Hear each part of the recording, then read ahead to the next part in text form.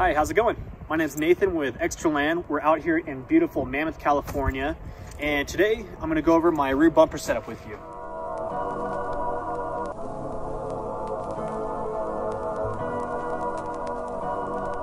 So pretty much what we have here is a 4x4 Labs rear bumper.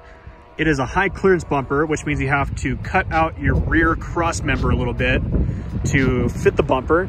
But what it does is it gives you a really nice tucked up look in the back.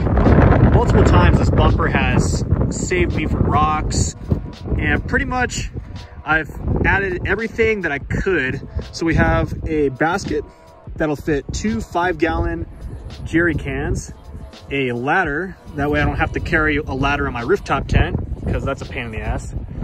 We have obviously my spare tire mount. I put it on the driver's side so that I can still see it on my rear window. We have a high lift jack mount. It's just like a car lug nut. That's literally all that holds that on, but it's nice and secure. And then I also have the Blue Ridge Overland spare tire bag. This is the extra large version. It's a really great bag. Pretty much anything I don't want inside the car, I just throw in there. And I've actually kept it on the back ever since I got it. And really there's minimal wear and tear. So I'm pretty happy about that. One other thing I should add is these kickouts are also an add-on. These are not on their website, so that's something you would have to consult with them about. So now I guess I'll show you how to open my rear bumper.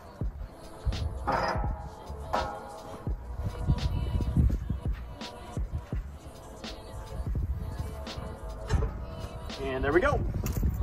So pretty much on the inside here, I have 2 drop-down tables, which I'll show you in a sec here. Super handy. I use them every single trip. It's probably the most handy thing about this bumper. So I'll show you how those come down.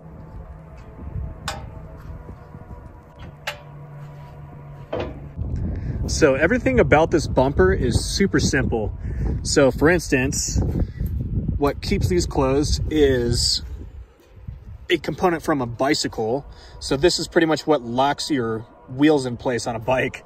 And pretty much you just push that in and that thing's not going anywhere. Sometimes they do loosen up, so keep that in mind. And then here is the latching system to close it. It's honestly, it leaves a lot to be desired. I wish I could open up one swing arm at a time instead of unlocking both, because there's been multiple instances where I'm kind of on a slope and one of the arms will just slide or like flip open and I can't stop it, so it just slams open and it's a pain. But that's pretty much the only thing that I'm not too thrilled about with the bumper. The bumper swing outs are both held open by gas struts, and that kind of is also a reason why the swing outs tend to swing out really violently. But when they're open, you know, they're stuck in that position, and it's super simple. I mean, gas struts are easy to find, super accessible. So that's pretty much it with the rear bumper. Okay, so now you saw everything about the bumper. So now I'm gonna go over the closing procedure for the bumper. So always start with this end.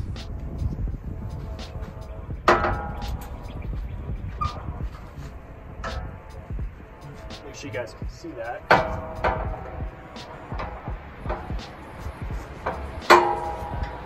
As you can see, it uses some force. For me, once I got the technique down, it was fairly easy.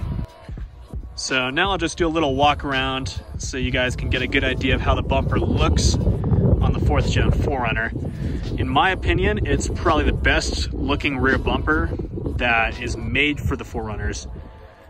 You know, if you think otherwise, you can prove me wrong in the comments down below, but I still doubt you'll sway my opinion. For me, I love the bar design with the plate design. I just think that's so cool how it's a hybrid between the two. It makes it so it's lighter than options such as CBI. So here's the other side now.